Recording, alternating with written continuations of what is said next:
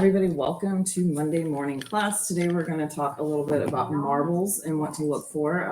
You guys saw maybe that we had a few marbles in our last in-house auction that did quite well. So I am by no means an expert, but I have learned a little bit about marbles just in researching that collection. So I just wanted to touch on. Just a second.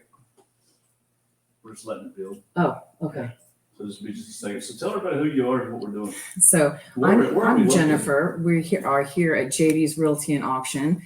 We're doing our weekly Monday morning meeting class where we go over an interesting topic for the teams to learn a little bit about, something to look out for when they're out at estates doing their treasure hunts. We love what we do, so we like to be as educated as we can. The purpose of today is to educate them. Yeah. Yep. Purpose of today is to educate our team on marbles, or at least get a little bit of a taste of an education in marbles. Cool. Okay, so we're going to talk about what to look for, and specifically a small handful of specific types of marbles to look for, your most valuable ones.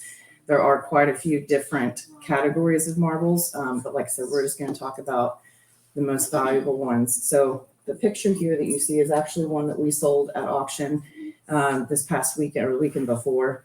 This is an Indian Lutz, and it's got the band of they call that Lutz, but it's actually either gold, copper, or mica flakes that they'll include in the marble. And that one sold for $120 for one little marble.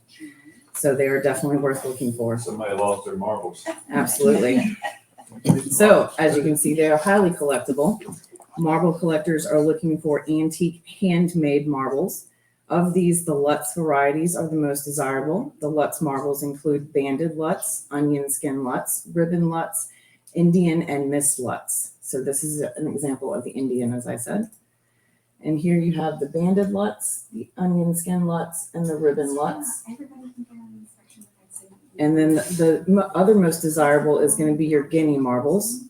And according to Robert Kwok's Identification and Price Guide book, the world's best guineas are transparent marbles with colored flecks of glass melted and stretched across the surface. The value of the guinea is affected by the number of colors on the surface and the intricacy of the pattern.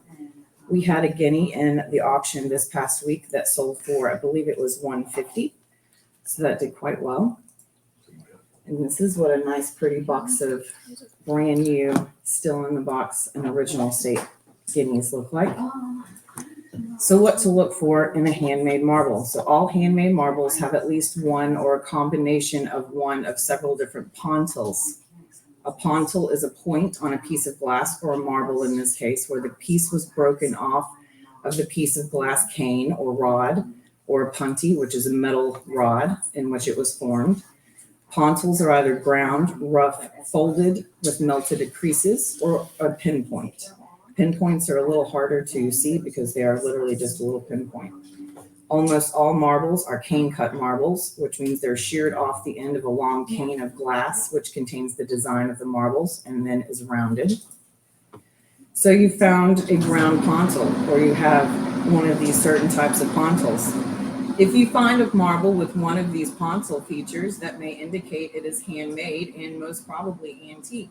You can then determine the specific type and or coloring design from this point, of which there are a few, to say the least. And determining which specific design a marble is can be, for the layman and novice, tricky. Within each of these classifications, there are several other factors that will determine the value of a marble. Whether it's an end of cane marble, whether the base color of the marble is a certain specific color, and the core color. The mica, copper, and gold flakes included in the marble can also increase the value, as we saw with Lutz marbles.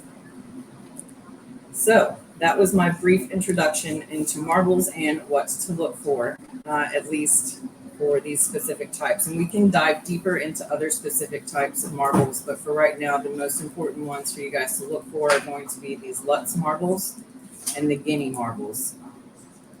And then to look to see if they have a ground point on one side or if it's folded or creased. And then you'll know most likely it's an antique marble, because marbles made today are just machine made. They're put into little molds and they're nice and smooth and perfect for the most part. So, any questions? I have a comment. Have a comment? We had to do a little bit of research Yes. with some of the marbles that we did in that Advertising in the auction? advertisement, a different one in-house, and Uh-huh. I read something about like sometimes you'll see like actual little chips in it, and Yep. you can tell where it's been played with, and apparently that makes it like for some people makes them more desirable too. So even if they're not perfectly round, you can tell that they've been really played with. Yeah, I had a couple of marbles in that People desire in-house that as well. auction that were chipped, and they still brought $20, $20 and $30 respectively. So for one single marble that has some pretty big chips in it, I think $20 is a pretty good price for that. Also, if you have a black light, Yeah, there are like UV reacted. There's the cadmium and selenium and UV marbles too. Cause Yep. Jason's got some marbles here. Well, I was just wondering if you had any examples to show anybody. Not in person because unfortunately these sold, but I can pull up my auction results and show everybody those. Generally speaking, most marbles you find they're just new marbles. Nothing really special necessarily about. See if where's that? Hang on. This is another, oops, why is it not? Hang on. Where's that Blanton's jar that's got all those marbles in Not the one that you sold? it? Oh, so generally speaking, like, you pass that around. That's not the whiskey bottle, but that's, you can get that now, yeah. say bye, That's the Jen. marbles you're gonna run across. Bye-bye, thank you. So this one's Right. sold for 65.